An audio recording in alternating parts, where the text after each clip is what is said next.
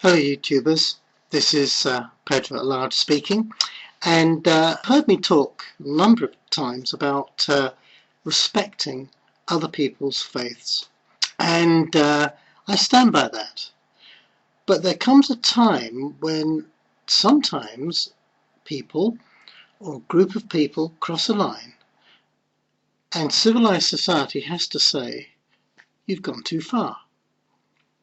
A report here from the BBC, and it's concerning two most recent bombings in Baghdad, where the security chief, or rather the Iraqi security spokesman,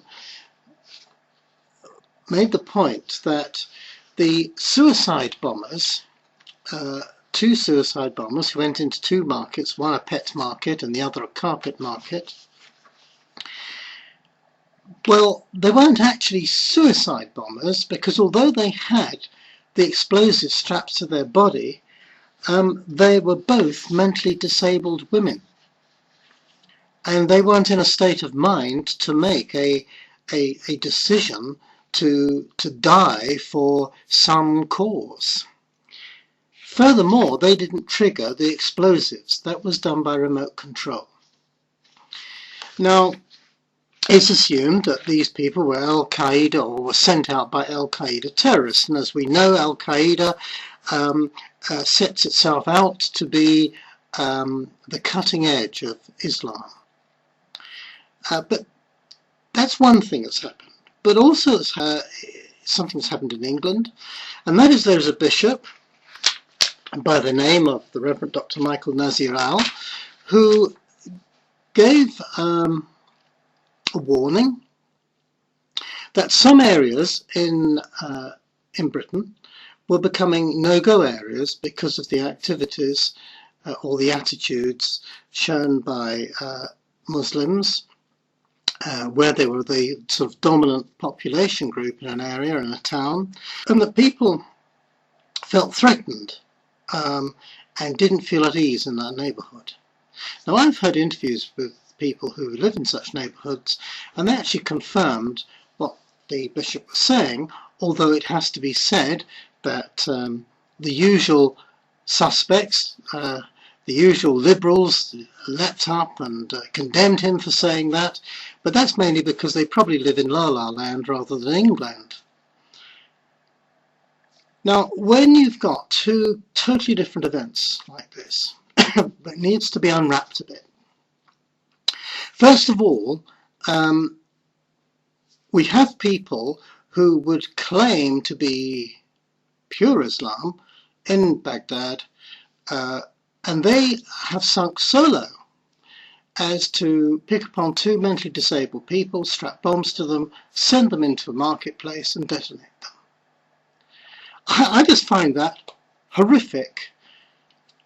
It just smacks of the worst depraved, degraded way that humans behave.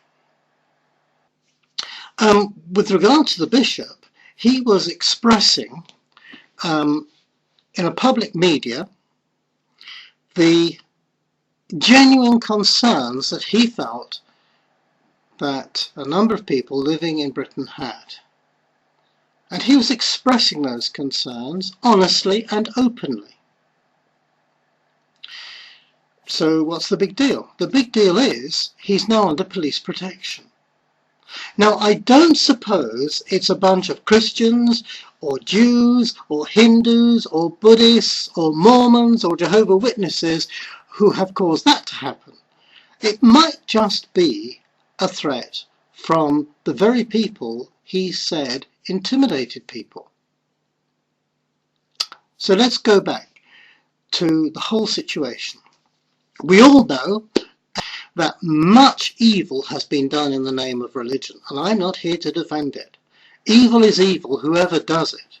And anybody who kills, tortures and maims people in the name of Jesus Christ is nothing but a liar and an imposter, because that has got nothing to do with the Christian gospel. And I'm quite sure that other people in other faiths would say the same thing. In fact, I've even heard Muslims say it. But this is where I think we need to take a cool look. You see, if we check through history, we will see that there is a thread of violence going through the whole of Muslim history. And yes, it happens other places, but it's consistent with Islam. And if you notice that there's a certain consistency of intolerance, is it really surprising that a faith that has spawned people that get upset about a cartoon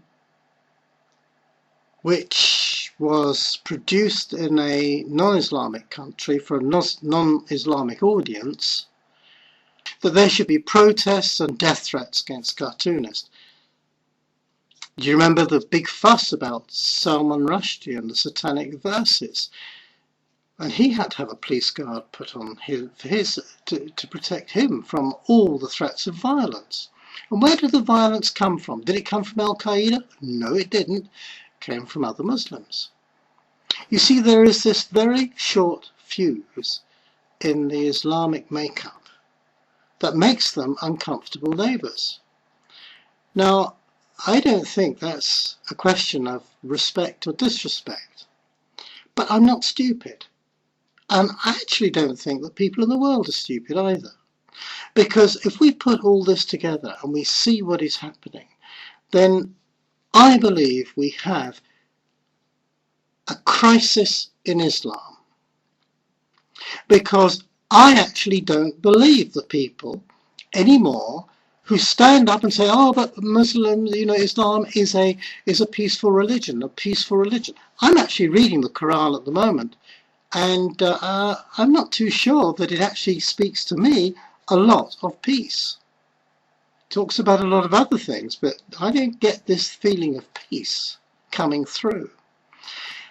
And I think that somebody has put one over the vast majority of Muslims in the world, and that is that they belong to a friendly, happy, honourable, peaceful religion, when in fact it's anything but. I can tell you, in the UK, they don't put police protection on people ad lib. We can't afford it. It's only when it's just really seriously needed. I think it's appalling when you get that situation where people from one faith cause that to happen to somebody in another faith, certainly in a free society. I think it is immeasurably worse when you take mentally disabled people, strap bombs to them, and then blow them up in the midst of crowded markets. That brings depravity to even greater depths than they've managed to achieve already. The crisis in Islam is this: how can anyone take the philosophy seriously when it shows itself purely red in tooth and claw? And I think that that's something that is for Muslims to address. But as far as the rest of the world is concerned, I think that the jury's no longer out on the situation with Islam. It is a very strange and peculiar faith that would suggest that it's there to enhance life and yet destroy so much of it.